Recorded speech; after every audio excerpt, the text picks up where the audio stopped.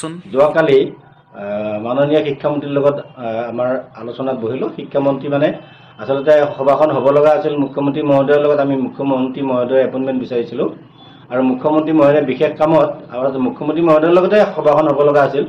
কিন্তু মুখ্যমন্ত্ৰী মহোদয় বিশেষ কামত নিৰ্বাচনৰ কামত বাহিৰত যাব লগা কাৰণে হঠাৎ মানে শিক্ষামন্ত্ৰী মহোদয়ক বিষয়টো ৰেফাৰ কৰি দিলে আৰু অন বিহেফ অফ CM মাননীয় এডুকেশ্যন মিনিষ্টাৰে আমাৰ লগত কথাখিনি পাতিছে। কথাখিনি এনেকুৱা ধৰণৰ যে আপোনালোকক আমি আগতেও কৈছোঁ যে আন্দোলন প্ৰত্যাহ্বান তাৰপিছত আলোচনা আৰু এই আলোচনাই আমাক সফলতা আনি দিব। এই কথাটোত আমি বিশ্বাসী। আমি পিছে পিছে দৌৰি দৌৰি চাৰ বুলি আমি পিছে পিছে দৌৰি দৌৰি প্ৰাদেশিকৰণ বিচৰা কথাটো মানে আকাশত চাং পতা আৰু পৰ্বতত কাছৰ কণী বিচৰাৰ নিচিনা কথা।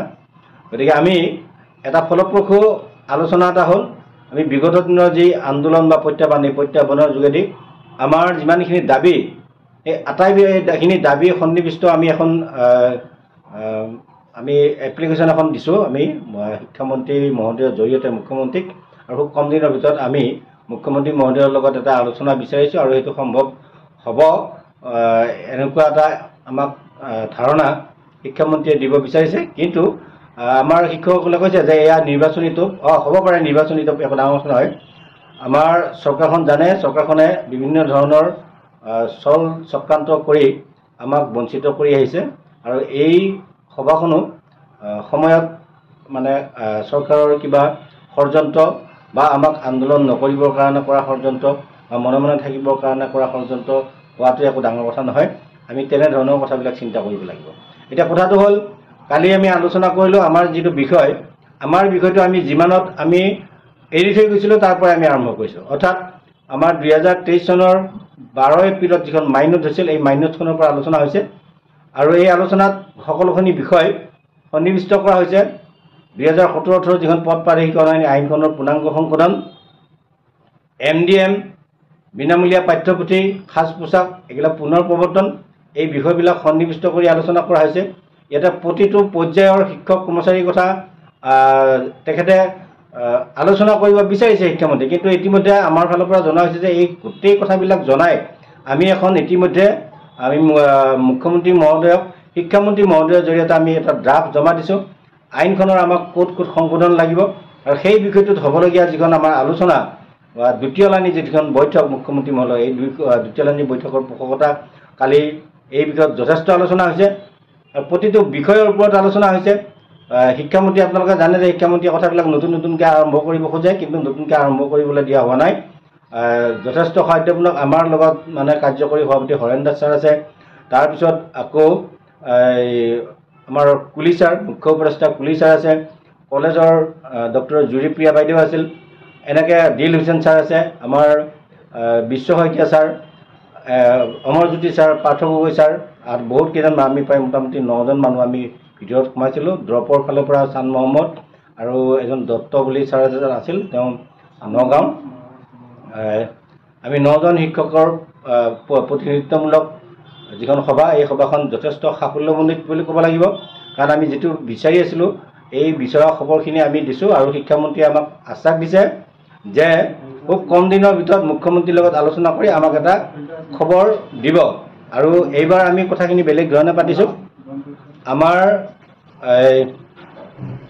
মুখ্যমন্ত্ৰী মহোদয়ে আমাক দিয়া যিটো আশ্বাস আৰু প্ৰতিশ্ৰুতি, এই আশ্বাস আৰু প্ৰতিশ্ৰুতিৰ আধাৰত দ্বিতীয় লানি আলোচনা হ'ব বুলি শিক্ষামন্ত্ৰী মহোদয়ে আমাক জানিব দিছে আৰু এই কথাটোৰে আমি পোষকতা কৰিছোঁ। এতিয়া আমাৰ এই সম্পৰ্কত এক চুটিকৈ সকলোৱে এটা এটা মন্তব্য দিব।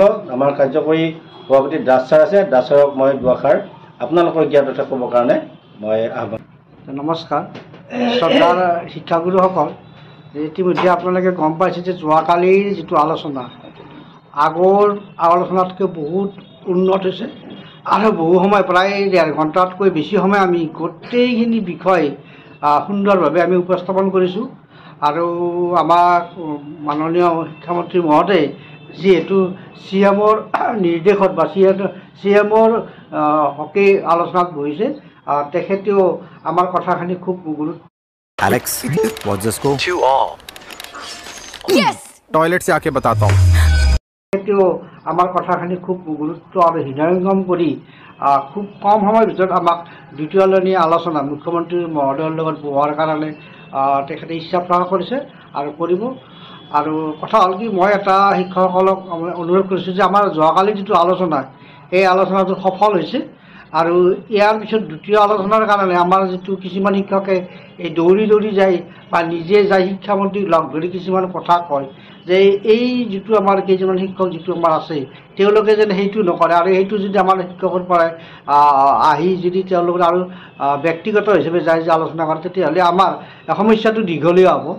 আশা কৰি 19,000 শিক্ষকৰ খাতিৰত কোনেও যাতে নিজাববীয়াকৈ বা পিছে পিছে দৌৰি যাই আমাৰ সমস্যাটো সমাধান কৰাৰ কাৰণে চেষ্টা নকৰে। সেইকাৰণে মই আটাই শিক্ষককে ধন্যবাদ অনুৰোধ কৰিছোঁ যে আমাৰ ওপৰত বিশ্বাস ৰাখক। আমি প্ৰত্যাহ্বানৰ জৰিয়তে আমি নিশ্চয় আমাৰ যিটো সমস্যা আমি সমাধান হ'ব বুলি আশা কৰিছোঁ। আপোনালোকৰ আশীৰ্বাদ লাগিব। মই এইখিনি আপোনালোকক যথাৰ্থে জনাইছোঁ। নমস্কাৰ। যোৱাকালি আমাৰ অসমৰ মাননীয় শিক্ষামন্ত্ৰী মহোদয়ৰ লগত যিভাগে আলোচনা হ'ল, অৱশ্যে আমাৰ কালি যিটো আলোচনা এইটো আমাৰ সপ্তমবাৰৰ লগত শিক্ষামন্ত্ৰীৰ লগত আমি বহিছোঁ। আগত সবাৰ যিটো যেনেকুৱা পৰিৱেশৰ কথা পাতিছিলোঁ, কালি সম্পূৰ্ণ তাৰ বিপৰীত। আমি কালি খুব ধুনীয়া আমি তেখেতৰ পৰা পৰামৰ্শ পাইছোঁ আৰু আমি আলোচনা আৰম্ভণিতে কৈছোঁ যে চাওক 2023 চনৰ এপ্ৰিলৰ 12 তাৰিখে আমাৰ যিটো মাইনাছ কপি আপোনালোকৰ হৈছিল, সেই মাইনাছ কপিটোৰ আমাৰ কামখিনি কৰি দিব লাগে। প্ৰথম কথা হ'ল কি, আমাৰ তেখেতে কৈছিল যে আপোনালোকে বহুত সংখ্যা দিয়ে স্কুলৰ বহুত, তেতিয়া আমি কৈছিলোঁ যে LPME আপোনালোকে চাওক, বৰ্তমান 2024ত যিসকল স্কুলে ডাইচ পুৰাইছে, যিসকলে ছাত্ৰ ছাত্ৰী প্ৰফাইলত পুৰাইছে, সেইখিনি আপোনালোকে CRC পৰা সংগ্ৰহ কৰি আপোনালোকে আমাক যিটো মধ্যাহ্ন ভোজন বন্ধ কৰি ৰাখিছে, নতুন এই এপ্ৰিলৰ পৰা যিটো নতুন শিক্ষাবৰ্ষ আৰম্ভ হ'ব আৰু শিক্ষাবৰ্ষৰ পৰাই গোটেই অসমতে LPME ক্ষেত্ৰত মধ্যাহ্ন ভোজন দিবৰ বাবে কালি কৰপতে আমি শিক্ষামন্ত্ৰী মহোদয়ক অনুৰোধ কৰিছোঁ আৰু তেখেতে এইটো মুখ্যমন্ত্ৰীৰ লগত পৰামৰ্শ কৰি আমাক ইয়াৰ এটা উত্তৰ দিম বুলি তেখেতে কথা দিছে। আৰু কথা হ'ল কি, কালি আমাৰ ইমান ধুনীয়াকৈ আলোচনা হৈছে LP টু কলেজলৈকে, আৰু ড্ৰপ শিক্ষক যিসকল আছিলে গোটেই পুংখানুপুংখৰূপে আমাৰ আলোচনা হৈছে। কলেজৰ লগতো তেখেতে সুধিছে কি কি বিষয় কলেজৰ আমাৰ দাবীখিনি পূৰাব লাগিব, কোনটো 17-18 আইনখনৰ কোনখিনি সংশোধন কৰিব লাগিব, সেই বিষয়ে আমাৰ চৰকাৰ সন্থাৰ সভাপতি হৰমন বৰা ছাৰে বিতংকৈ বুজাই দিছে।